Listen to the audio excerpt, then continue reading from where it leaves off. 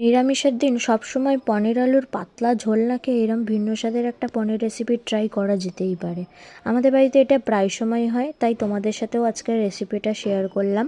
300 গ্রাম পনির নিয়েছি, কাজু নিয়েছি, ক্যাপসিকাম নিয়েছি একটা বড় সাইজের, আর নিয়েছি টমেটো আর আদা। আমার লাগবে কাসুরি মেথি। ব্যাস এই কটা উপকরণেই আজকের রেসিপিটা তৈরি হয়ে যাবে। আমার যেহেতু 300 গ্রাম পনির, তাই আমি 4টে বড় মাপের টমেটো নিয়েছি। নিয়ে মিক্সির জারে টমেটো, আদা, কাজু আর 4টে বড় মাপের শুকনো লঙ্কা দিয়ে একটা পেস্ট বানিয়ে আমি সাইডে রেখে দেবো। ততক্ষণ আমি কেটে নেব ক্যাপসিকাম কিউব করে, আর কেটে নিয়েছি পনিরটাও কিউব করে।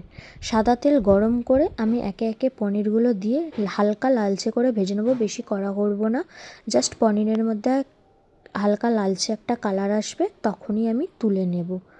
ওই তেলের মধ্যেই দিয়ে দেব আমি মাখন। মাখনটা গলে গেলে দিয়ে দেব গোটা গরম মশলা। গোটা গরম মশলার গন্ধ ছাড়লে আমি পেস্ট করে রাখা মশলাটা তেলের মধ্যে দিয়ে দেব। দিয়ে মিক্সির বাটি ধোয়া 1 বাটি পরিমাণ জল আমি মশলার মধ্যে ঢেলে দেব। আমি কিন্তু নুন এখনও ব্যবহার করিনি। জল বেশি হয়ে গেছে বলে চিন্তা করার কোনো কারণ নেই। ঢাকা চাপা দিয়ে গ্যাস জোরে দিয়ে রান্না করলে কিছুক্ষণ পর এরম থিকনেস ব্যাটার তৈরি হয়ে যাবে, যেহেতু কাজু আর টমেটো আছে তাই। তো এই টাইমে খুব সাবধানে রান্না করতে হবে ঢাকা চাপা দিয়ে। কিছুক্ষণ পর তেল ছাড়লে এই রকম আমি এবার নুনটা ব্যবহার করব। যেহেতু এখন মশলার একটা থিকনেস ভাব চলে এসছে, তাই আমি এবার নুনটা ব্যবহার করব। নুন দিয়ে দিলাম।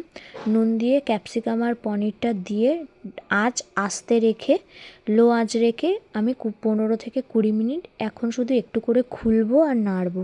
15-20 মিনিট পর আমি ঢাকা খুলে একেবারে কাসুরি মেথি দিয়ে একটুখানি নাড়াচাড়া করে নিয়ে নামিয়ে নেব। পোলাও, নান, রুটি যা ইচ্ছা দিয়ে খেতে পারো, দারুণ লাগে খেতে।